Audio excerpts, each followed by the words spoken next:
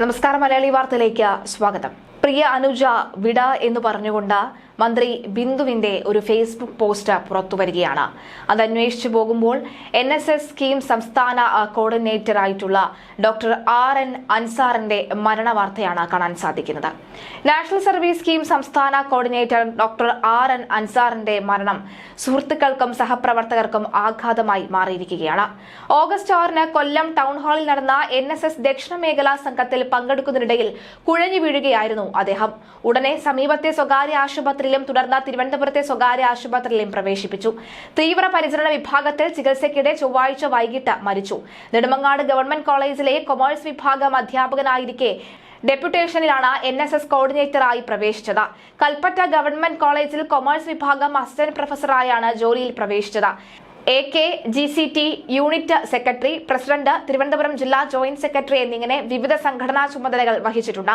കേരള സർവകലാശാല academic council അംഗവും research ഗൈഡുമായിരുന്നു അദ്ദേഹം. മികച്ച NSS ഓഫീസർക്കുള്ള നാഷണൽ അവാർഡും സംസ്ഥാന അവാർഡും നേടിയിട്ടുണ്ട്. NSSന് പുതിയ ദിശാബോധം നൽകിയ ഓഫീസറായിരുന്നു അൻസാർ എന്ന് സഹപ്രവർത്തകർ പറയുന്നു. പ്രോഗ്രാം ഓഫീസർമാരുടെ റീജിയണൽ തല മീറ്റിംഗിലും പ്രിസം ക്യാമ്പിലും കഴിഞ്ഞ ദിവസങ്ങളിലായി അൻസാർ പങ്കെടുത്തിരുന്നു. ഭാര്യ അനീഷ KSFE ഉദ്യോഗസ്ഥയാണ്. തിരുവനന്തപുരം ശാഖയിലാണ് പ്രവർത്തിക്കുന്നത്. മക്കൾ അന്ന, അഫ്രിൻ, ഫാത്തിമ, ഫർസിൻ എന്നിവരും മക്കളാണ്. സംസ്കാരം ബുധനാഴ്ച പകൽ 12:30-ന് കൊട്ടാരക്കര അമ്പലംകുന്ന് ചെമ്പൂർ മുസ്ലിം ജമാഅത്ത് പള്ളി ഖബർസ്ഥാനിയിൽ നടക്കും. കേരള നാഷണൽ സർവീസ് സ്കീം പ്രോഗ്രാമുകൾക്കായി കേരളം മുഴുവൻ അങ്ങോളം ഇങ്ങോളം ഓടി നടന്ന ഓഫീസറായിരുന്നു അൻസാർ എന്ന് മന്ത്രി ബിന്ദു സോഷ്യൽ മീഡിയയിൽ പങ്കുവച്ച കുറിപ്പിൽ അനുസ്മരിച്ചു. ദിശാബോധത്തോടെ, സാമൂഹ്യ പ്രതിബദ്ധതയോടെ, കർമ്മനിരതനായി, കഠിനാധ്വാനിയായി പ്രവർത്തിച്ച ഓഫീസറായിരുന്നു അൻസാർ. മന്ത്രിയുടെ ഫേസ്ബുക്ക് പോസ്റ്റിന് താഴെ നിരവധി പേരാണ് അനുശോചനം രേഖപ്പെടുത്താനായി എത്തിയത്. തീർത്തും അപ്രതീക്ഷിതമായ മരണമെന്ന് സഹപ്രവർത്തകരും പറയുന്നു. മന്ത്രിയുടെ കുറിപ്പൊന്ന് നോക്കാം.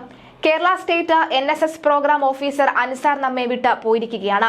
ദിശാബോധത്തോടെ, സാമൂഹ്യ പ്രതിബദ്ധതയോടുകൂടി, കർമ്മനിരതനായി, കഠിനാധ്വാനിയായി NSSനെ നയിച്ച പ്രിയപ്പെട്ട അൻസാർ. സ്നേഹപൂർണമായ വാക്കുകൾ, പെരുമാറ്റം, പ്രിയാനുജ വിട, അശ്രുപുഷ്പങ്ങളാൽ സ്നേഹാഞ്ജലി എന്നാണ് മന്ത്രി ബിന്ദുവിന്റെ വാക്കുകൾ. പോസ്റ്റിന് താഴെ അനവധി ആളുകളാണ് ഇപ്പോൾ സന്ദേശവുമായി എത്തിയിരിക്കുന്നത് എന്നാണ് മനസ്സിലാക്കാൻ സാധിക്കുന്നത്.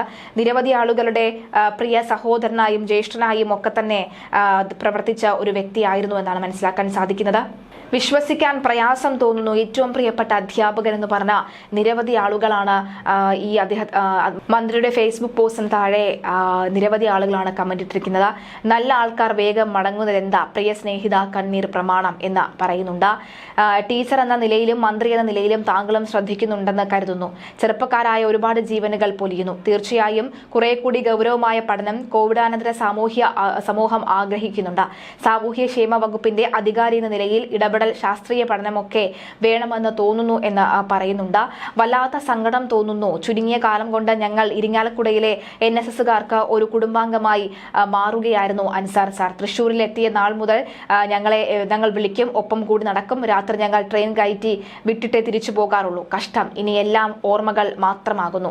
NSSന് പുതിയ ദിശാബോധം നൽകി. കേരളം മുഴുവൻ അങ്ങോളം ഇങ്ങോളം NSSന്റെ പ്രവർത്തനങ്ങൾക്കായി ഓടി നടന്നു. വിശ്രമമില്ലാതെ പ്രവർത്തിച്ച സാറിന്റെ അപ്രതീക്ഷിത വേർപാട് തീരാ നഷ്ടമാണ്. പ്രോഗ്രാം ഓഫീസർമാരുടെ റീജിയണൽ തല മീറ്റിംഗിലും പ്രിസം ക്യാമ്പിലെ ഈ അടുത്ത് 2 തവണ സാർ കോഴിക്കോട് എത്തി. കഴിഞ്ഞ മാസം തിരുവനന്തപുരത്ത് സാറിന്റെ ഓഫീസിൽ ചെന്ന് കണ്ടപ്പോൾ കോഴിക്കോടേക്കുള്ള NSSന്റെ ഒരു പ്രോഗ്രാമിന് ക്ഷണിച്ചതായിരുന്നു.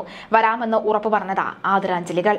വളരെ വേദനിപ്പിക്കുന്ന വാർത്ത. വേർപാടിന്റെ വേദന താങ്ങാൻ കുടുംബത്തിന് കഴിയട്ടെ എന്ന് പ്രാർത്ഥിക്കുന്നു എന്നാണ് പറയുന്നത്. പ്രിയപ്പെട്ട കൂട്ടുകാരന് വിട പറയാൻ വാക്കുകളില്ല എന്ന് പറയുന്നുണ്ട്. മറക്കാൻ കഴിയാത്ത വ്യക്തിത്വം, ഞങ്ങളുടെ നാട്ടുകാരൻ, ആദരാഞ്ജലി എന്ന് പറയുന്നവരും നിരവധിയാണ്. തികച്ചും അവിശ്വസനീയമായ വേർപാട്. സ്റ്റേറ്റ് NSS അവാർഡ് പരിപാടിയുടെ മുന്നോടിയായി ഉന്നത വിദ്യാഭ്യാസ മന്ത്രിയുടെ ഓഫീസിൽ വെച്ച് കാണുകയും സൗഹൃദ സംഭാഷണം നടത്തുകയും ചെയ്തതാണ്. എപ്പോഴും ശാന്തനായി കാണുന്ന സൗമ്യനായ സാറിന്റെ മുഖം മനസ്സിൽ നിന്ന് മായുന്നില്ല. ഇത്ര പെട്ടെന്ന് ഒരിക്കലും വിചാരിച്ചില്ല. കണ്ണീരോടെ വിട. മനോജ് HRD ഇട്ടിരിക്കുന്ന പോസ്റ്റാണ്. അങ്ങനെ നിരവധി ആളുകളാണ് അദ്ദേഹത്തിന് ആദരാഞ്ജലി അർപ്പിച്ച് രംഗത്തെത്തിയിരിക്കുന്നത്. എന്തായാലും നേരത്തെ സൂചിപ്പിച്ച പോലെ തന്നെ നല്ലവരായ മനുഷ്യരെ അല്ലെങ്കിൽ ചെറുപ്പക്കാരെ വേഗം ദൈവം വിളിക്കുന്ന സാഹചര്യം, അതായത് വേഗം അവർക്ക് മരണം സംഭവിക്കുന്നു. കോവിഡാനന്തര സമൂഹത്തിൽ കൃത്യമായ പഠനം ആവശ്യമായ സാഹചര്യത്തിലൂടെ കടന്നുപോയിക്കൊണ്ടിരിക്കുകയാണ് നമ്മളെല്ലാവരും.